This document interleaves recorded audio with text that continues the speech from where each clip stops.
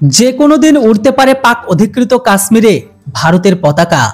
নিশীথ প্রামাণিকের মন্তব্যে জল্পনা শুরু হয়ে গেল ভীষণভাবে। 2024-এর আগে পাক অধিকৃত কাশ্মীর দখল নেবে ভারত। এক বেসরকারি সংবাদ মাধ্যমে দেওয়া সাক্ষাৎকারে এমনটাই জানিয়েছে কেন্দ্রীয় স্বরাষ্ট্রমন্ত্রী নিশীথ প্রামাণিক।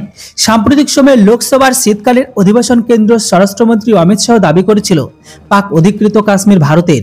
সেই বক্তব্যের রেস কাটতে না কাটতে এবার কাশ্মীরের পুনর্দখল বিষয়ে নিশীথের এই দিনের মন্তব্য নিয়ে জল্পনা উঠেছে চরমে।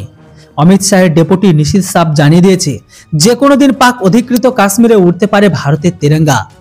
তাহলে লোকসভা নির্বাচনের আগে ভারত কি দখল নেবে পাকিস্তানের দখলে থাকা কাশ্মীর? ভারত পাকিস্তানের পারস্পরিক উত্তেজনার অন্যতম প্রধান ইস্যু কাশ্মীর।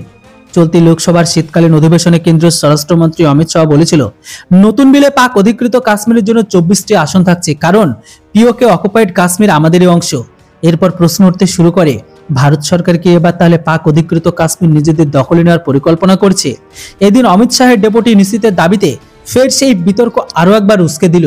বর্তমান সময়ে স্বরাষ্ট্রমন্ত্রী অমিত শাহের ডেপুটি নিশীথের এই বক্তব্য ঘিরে পাক অধিকৃত কাশ্মীর দখলের জল্পনা বেড়ে গেল। তাহলে কি পাকিস্তানের সঙ্গে যুদ্ধ করে কাশ্মীরকে পুনরুদ্ধার করা হবে? দখলদারির যোগ্য জবাব পাবে ইসলামাবাদ? এর উত্তর পেতে দেশবাসী তাকিয়ে মোদি আর শাহের দিকে।